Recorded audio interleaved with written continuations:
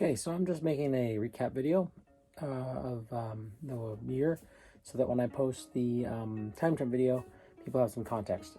So I'm going to go over the weekly leagues, weekend club league, and then each of the summer camps, just briefly what we covered and what had sort of happened in those camps. And then I'll post another video after this. That's the time jump video. So first, the Wednesday League. Wednesday League was in Daggett, Maine. Up in the northern part of Rokron. They were involved in discovering a dungeon as they were sort of a secret project to find this dungeon that led them, connected all kinds of different dungeons together and led them to this sort of inner part of the world that no one had discovered before. The part of that world is called Kalundatile, and it's sort of an inner world. They discovered that the world of Rokron is sort of hollow, and that there's an inner world that seems larger than the outer world.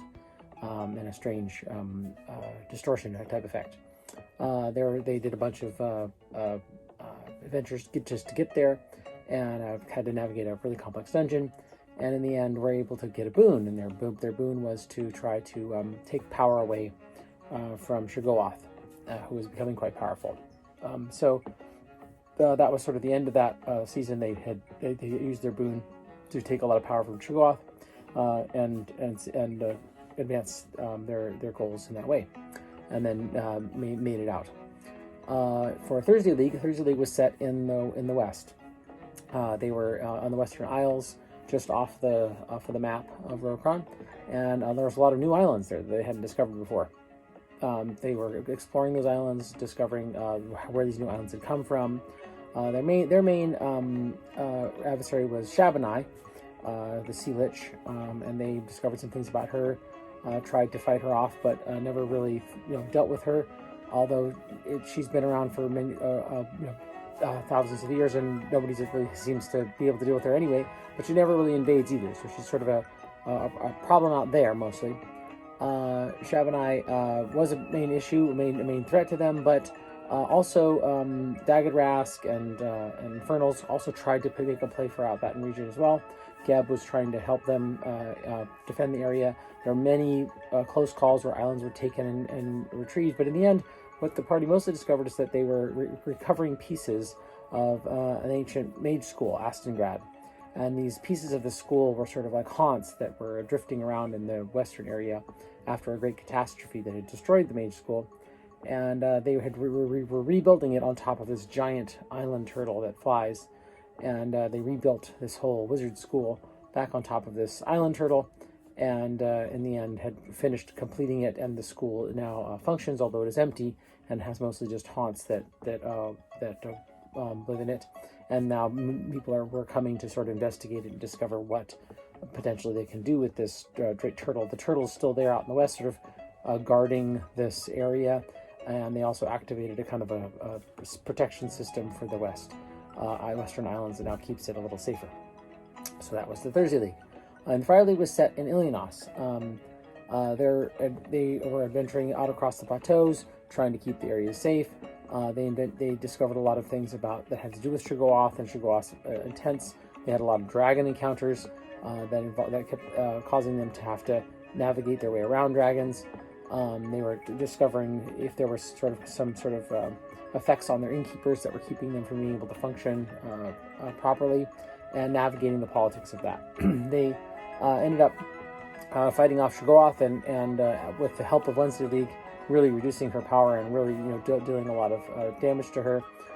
They ended up pushing back Daggett Rask a lot and thwarting some infernal effects. But they also dealt with a lot of Kufalden involvement, and Kufalden seemed to be having a lot of influence there too, and they were able to push them back, but not necessarily defeat them. In the end, they were successful at protecting Ilianos. So moving on to weekend leagues, the Character League was set in Sessenton, and it was sort of the merger of three different countries, Blackspire, Oriri, and Desnor. And these three areas were sort of co-opting to keep this lake safe and to keep the forest safe. So over the time, as they adventured and discovered more things, they discovered an elven tree dungeon that was quite elaborate, ended up allowing them to make a mythical item, Sylvial rose, or a flower that actually that had powers to give other people abilities to deal civil damage. This is after they had to rescue the party from that tree dungeon, and lots of skeleton beings with little feathers on their lapels were trying to overtake the area. They ended up finding this flower. They were making this flower after they defeated many Shadowlands beings and various other threats from different directions. They also activated the music in the ocean effect, which is a effect that they discovered by leaping off the cliff into the lake in this sort of sacrificial way. That they activated this effect that allows people who have Oracle to cause psionic boons, where they can create an effect for their party whenever they pull from the death bag, and also when they pass on completely. By making this flower, they activated a large amount of influence in the area. They were trying to save this ancient ant creature that seemed to be acting very strangely. They tried to save it and take away corruption from it, and tried to plant this flower into it. They were successful at doing that, and everything would have probably been excellent were it not for sort of a subtle plot that was working its way in that had to do with the prince, who is Lungun Fensui, who is the lord of the Shadowlands. He can take many different forms, and one of his abilities is to become the form of a person that he devours. And when he devours them, he mimics them. And he had, unbeknownst to them, devoured one of their innkeepers. He had been working his way up through a chain of different individuals, closer and closer to them, by devouring each one to get close to the party, and then close to the innkeeper, and then finally devouring one of their innkeepers, Mantis Tor Gimlet, and then by being him, worked his way to another innkeeper, and they probably would have devoured all of them, but they luckily discovered him once he, because the second innkeeper was acting strange. Ilwarn was not acting as she should, and they disbelieved him, and he became his true form, this giant black and gold dragon. They had a fight with him. Luckily, they survived. He has Morganti claws and teeth, and he's very dangerous. But they managed to survive against him, and and managed to kill him and sort of send him back into the Shadowlands zone. And he actually PD'd and got a divine intervention, or Shadowlands intervention from that, which was very significant. And they tried to recover, realized that he had been corrupting the flower, realized he'd been corrupting the ant, that a lot of the work they'd been doing had been tainted by him, and they went to try to undo it, and they kind of did mourning their two innkeepers, only to discover that their two innkeepers were actually not dead, that when Lungun Fensui devours something, it is transferred into the Shadowlands and into his rose garden of Morganti flowers, and they decided they should maybe go and rescue them. So most of the party went and helped them fight their way into the Shadowlands gates, and then some of them went into the Shadowlands to rescue Mantis Tor Gimlet and Ilwarn, and that was their finale. They kind of rescued the two innkeepers and made their way to another exit to try to escape. So that was the Weekend League. The Club League was very strange this season. It started off in Amir Ford, and people were just thinking they were doing dungeon delving and that sort of thing. And then they encountered something very strange, a Time Crystal Guide Marker Staff, which is an odd item to encounter in any situation. They started getting portents and visions of events that might be happening. They weren't sure what they had to do with, but they seemed to be someone calling for help or somebody needing help. They ended up asking the friends if they should, what actions they should take. Ran into a few dragons that suggested some that they were involved in something large, but that also weren't necessarily friendly to them. And in the end, during the Days of the Dead, they decided that they would try to activate this effect because they didn't think that they had much chance to get where they needed to go if they didn't. So they activated the effect and traveled through some strange dimensional travel to another land. It turned out to be Werlang, which is far, far to the west from Roakron, across a massive ocean. and very, very difficult to get to due to all kinds of magical fields and protection effects that were set up when the sun fever epidemic wiped it out years and years ago, and that's where the elves come from. And due to the sun fever epidemic, the the area has not been explored there as much by people from the west. There have been some leagues in that area, but only a few have been done. The party found themselves there in a very desolate world where there were no people. There were animals and there were undead things moving around, but they did not have. There was no civilization, and they were the only reigning. So they seemed to be all that was there. They ended up finding haunts. The haunts that they found, they had to solve by figuring out what their role was and what they represented in sort of their emotional states by finding words. They weren't sure why the words were important, but they needed to find words. They ended up solving many of these haunts, sort of finding more people who were all having amnesia, could not remember what had happened, but by finding little clues in memory crystals that they found, they discovered and pieced together the whole story of what had happened in that region, which seemed to be something along the lines of a great catastrophe had happened. Some sort of dark force had been arising, and the chaos in that region was becoming stronger, moving in on them more and more, and that in the end they took some sort of drastic action to try to resolve it, and it backfired or something went wrong. They weren't really ever sure, but it basically went worse, and now they're in this desolate space. They ended up trying to solve it through various means, discovered that all the words that they had, plus words from their backstories and words from their key elements and all of these histories that they had, were all pieces of a puzzle that they needed to put together to perhaps solve this situation that they were in. And they had to write a story involving those words that told the story of how they were going to resolve the problem. This was one way they could confront the threat of this great demon creature. They could also physically fight it, but they figured that their odds as a small team would be nil. So they ended up fighting it in this mode. That mode ended up working, but they caused some sort of odd effects in time. They weren't sure what they did, but it seemed like there was a rippling or a splitting, and they were concerned about that and decided that they had a choice of about two options they could take. They could try to resolve something and let the time sort of become more divergent, or they could try to remain on course and try to solve it in that way. And they decided to take the responsibility onto themselves and have to be a resolution themselves. And so they ended up returning to Roacron and discovering that they are nightmare hunters. They need to resolve, finding all the nightmare haunts that are caused by people's insanities. They also discovered something odd about the old nightmare hunters that have existed in the past, and maybe where they came from, and that there's a connection there to Whirling that they didn't realize existed.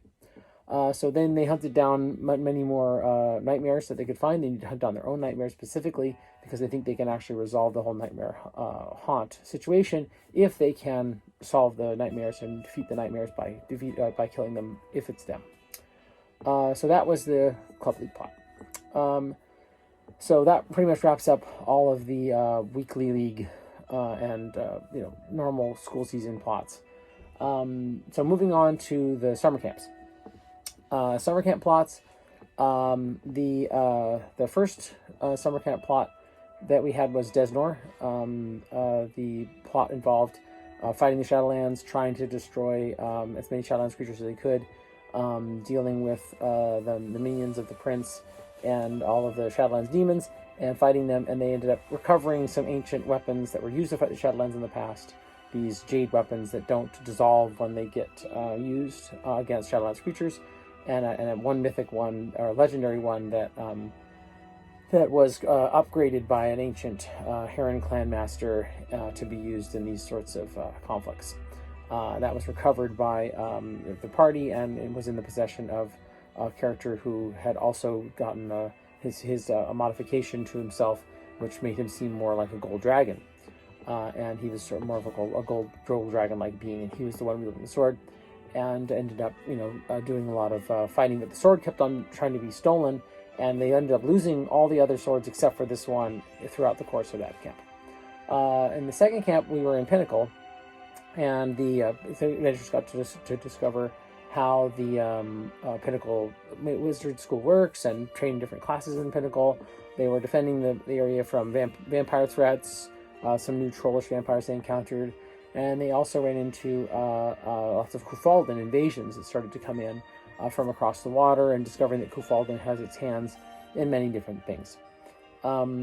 The third camp that we did was in Rimu, or Reedman. The Rimu school is the school, a major school that's set that was created up there. It's a very democratic system, and at this in this setting, the adventurers were really trying to protect the school from the Infernals who were invading out of the north, and Daggerrast that was helping them. And so there was a lot of battles with Infernals trying to keep the area safe. Lots of dungeon delving, discovering that Kufaldan was raiding dungeons for some reason. They didn't know why. And that there were a lot of Maelstrom Heralds which were flying around. They were realizing they could solve Maelstrom Heralds if they sung at them or talked to them in prophecy and poems, and that perhaps they could be solved and turned to help them. And in the end, in a critical moment, Uberton Duo, the demon, showed up and began to confront them, perhaps fight them, and they managed to get the Maelstrom Heralds to take action on Uberton Duo, and convinced one of the Maelstrom Herald angels to attack him with an Astamori sword and shatter his cloak.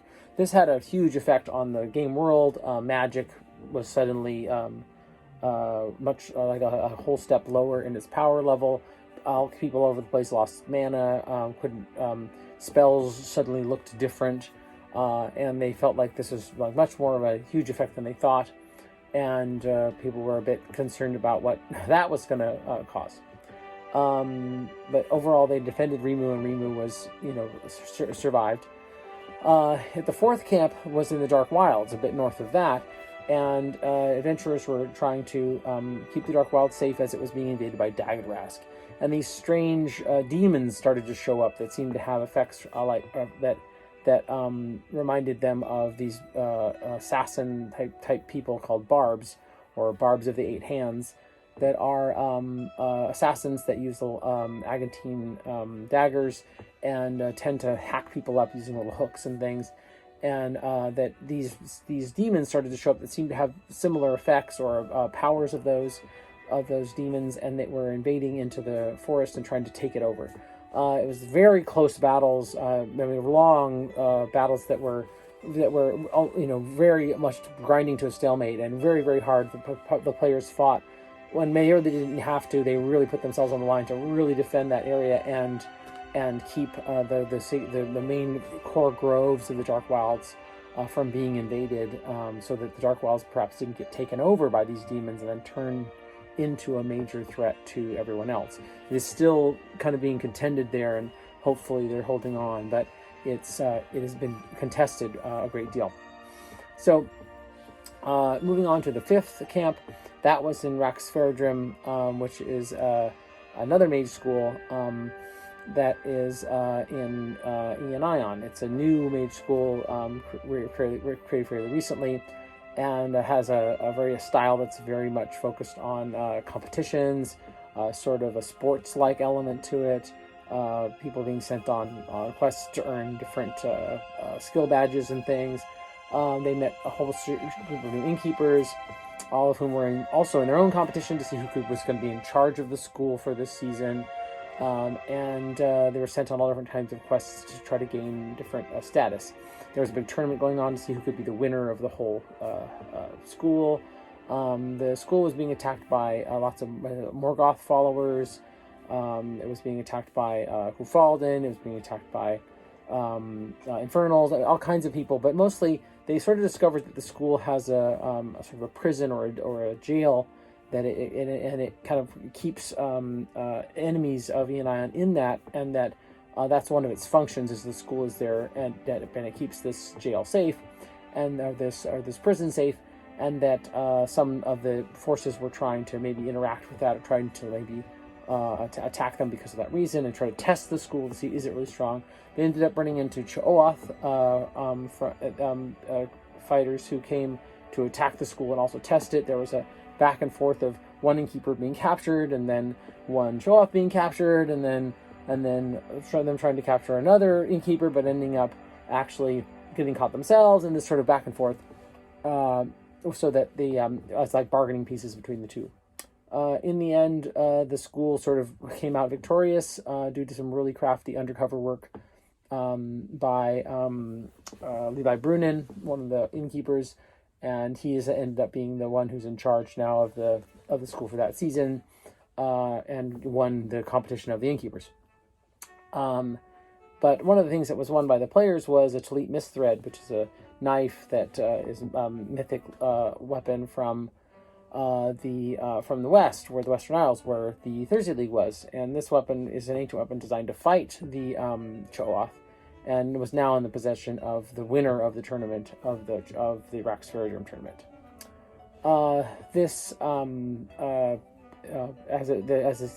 As things wrapped up, they discovered some things about all these new classes that could be trained there at Raxferium, and they discovered about how Raxferium sort of functions and its new style of items that it creates, and a lot of its functions, and also a dangerous Kufaldan threat that kind of got away, and they did not capture.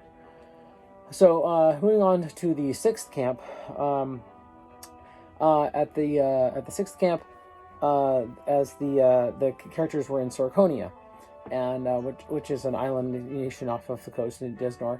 It's very pacifistic, and their goals are very much set around trying to maintain an sense of inner balance, and solving the world in ways that are not necessarily as violent, and you're only using violence when you have to.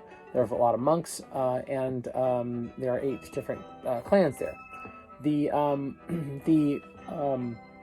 clans were protecting have been protecting the islands for thousands of years, and as the characters arrived, the whole island is surrounded by the Shadowlands, which is a demon-run sort of space that always sort of haunts both Desnor and Sorconia as sort of a dark, inverse world of their own. And it's not visible. It's more like another dimension. But currently, it literally occupies space on the map, and so you can walk right into it. And that's been a strange change to the setting. So the players were discovering how to deal with the Shadowlands, and the Sorconians' philosophy was that actually the way to solve these demons is not to actually fight them in a physical way, but that the demons can be solved like haunts, that you can talk to them, discover how they function, and that basically neutralize them. And then once neutralized, they could be exorcised and sent back to where they belong, without having to actually physically kill them. It isn't necessarily that you just solve and figure out what their problem or their deal is, and then they just go away on their own. They just become inactive in such a way that then they could be exorcised and sent back, and it's a way to sort of neutralize them without fighting them physically. Now, the Sorconians believe this can be done with all demons. The Desnorians do not believe that's true. The Desnorians believe you need to fight things physically. This may have to do with just the belief systems of those two cultures, and that for the Desnorians, fighting is the way to solve things, and for the Sorconians, because they are so devout and because they are so spiritual, it works for them to talk and solve demons in that way, and it would not work for anyone. The party sort of discovered that was kind of true, at least in Sorconia. That in Sorconia, because of it being the city of 1,000 shrines, that there is such a strong divine influence there that you can solve demons that way, because they are more limited. Their functionality is less there, and that's why this has worked for Sorconia, and why Sorconia survives great evils that push in on it, even though it's so isolated. They ended up discovering some legendary items there, legendary staff of Guan Yin, a staff from an ancient a tree that is the tree to all shrines. The item that can solve haunts in a way, solve demons in a way as if they were haunts. They ended up fighting the prince personally, as well as many of his demons, solving many of his demons and defeating many of them by discovering what those demons represented, and then the demons would diminish and become weaker so they could solve them. They ended up fighting the prince many times, although not destroying him completely, but they did destroy a new bone gate that was being created on the northern side of the island, and then another bone gate, the one that's listed on the map, ended up destroying that one, which shut down the access on the main island of Sarconia. Demon's entry still exists, but it's not necessarily the same power level as the Bone Gate itself. So, excellent work on that, and they resolved a lot of that. So moving on to the 7th camp, the 7th camp was set in Shadowguard, which is in Amir, and it's right on the border of the Kufaldan territories. The party really had to deal with how to confront Kufaldan as the Kufaldan nation exploded out in all directions and began invading everywhere. They discovered some really horrific troops that Kufaldan had been creating, all kinds of mergers of different animals. All of them were regenerating, so they have to kill them all on the ground, and it was very gruesome trying to fight all these forces as they invaded in all different areas. Some of them infiltrating, most of them just look like humans, but they actually have all these regenerative powers and murderous intent, making them have to hunt down all kinds of things. This was made worse by the fact that some vampires were also trying to infiltrate the area and take over their spaces. They had to fight both vampires, which were a smaller threat, and Kufaldan, which was the major threat. They ended up discovering that Kufaldan was taking over all kinds of dungeons to use them as labs for creating all of their different creatures, and that's one of the things that Kufaldan does, is taking over different dungeons and then using them as resources to create all of their these horrible creatures. They ended up meeting Corpress Kufaldan. He looked like a human, but as they fought him and they ended up almost nothing would work on him. Eventually they used warded effects that seemed to be like trying to devour him with warded devouring like effects, and that didn't necessarily stop him, but it did sort of remove all of his body, his flesh, and he was left as just a skeleton that was sort of metallic and bone and seemed to be totally functionally fine, but and still fought and everything and still wouldn't take anything, but he didn't seem to need a body to function. His skeleton didn't seem to take any effects either. They have some theories on what that might mean about him, what he is, or how he functions, what Corpress Kufaldan is. But they were never able to actually defeat him. Although he wasn't necessarily able to make progress through them either. He uses Astamori's sword, which they think could only be used by elves. Although when they asked him about it, he said he made it himself, and that the elves were arrogant to think that they could make things that couldn't be used by anyone. Not clear, if he's telling the truth. He could just be lying about stuff, but he does seem to like to brag about stuff that he does, so perhaps he is telling the truth. We don't know. In the end, they were really successful at destroying almost all of the labs in that area and really, crippling Kufaldan's output, although Kufaldan himself exists and all of his troops are still out there, invading other areas, although his ability to make more is probably very much weakened. Moving on to the final camp. Final camp was far to the north in Kamenlock, off the map up that direction in the snowy regions. The characters got there by traveling through different dungeons using a mythical item or legendary item called the Dradra's Pantagulon, which allows them to move through dungeon transport, and they transported characters all up to this far location in the north. As they began to explore and discover that Kamenlock is trying to become part of Crown, part of the same government group, and as they're trying to become part of Crown, they needed to be protected from Daggedrask and Shoggoth, who actually still has some influence up there. They ended up finding all these papers and sort of codes and things, and sort of discovered that there was an insider, some sort of insider being, which I think he eventually figured out was a demon that they had actually encountered years ago, or with Sword. Sword had encountered this particular demon that had sort of was perhaps allied to them, and that had been managed to get its way undercover into the Daggedrask groups and start to learn things that are going on the inside that are very, very hard to figure out, particularly if you're not a demon. This information was sort of being disseminated to them, and they managed to find a lot of papers that of what this demon perhaps was able to figure out for them. They're still not sure what it all means, but they have a lot of info, piles and piles of papers that they can dig through and try to figure out what it's all about or why it's important, and some of that's somewhat secret, so they're not necessarily really sure they want to broadcast it out that they know it, but it is out there. There are people that do know it, and so people can try to investigate it if they want to. They found other prophecies that were going on as well in the area. Met some seers. So there are very powerful seers in that region due to the garden, which is also called the Eye of the World at the top of the globe, and that they had were encountering lots of dragons because it was Dragon Call Festival, and interacting with those dragons in various different ways to try to figure out what was going on in the setting, dealing with all these massive storms and the ways that storm spells are different and flame spells are different up there, and how you have to manage them, and moving through snow, which is very difficult. In the end, they ended up gathering all the information they could, and they have this big collection of information, which perhaps was the goal of the camp in the first place, was to gather all this information and to keep Kamenlock safe so it doesn't fall. And then second, they discovered a prophecy that seems to suggest something about Uberton Duo and about Shagoth, and about the forces that are in that region, the demon forces in that region, and they ended up discovering that they could perhaps confront this force.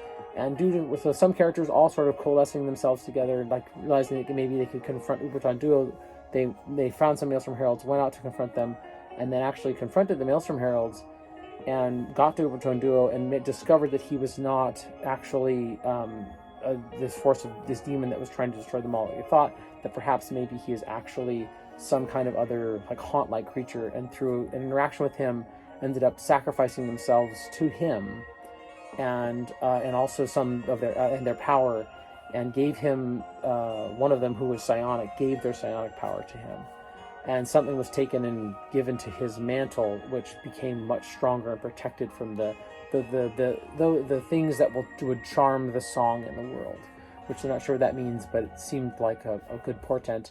And magic became stronger in the world, and Uberton Duo, sort of faded away. They realized he was a very small thing compared to this other larger thing, and they think they've resolved that part of the plot. So that's my recap of the whole year. My next video will be on the actual previews of what happens in next season in the time jump.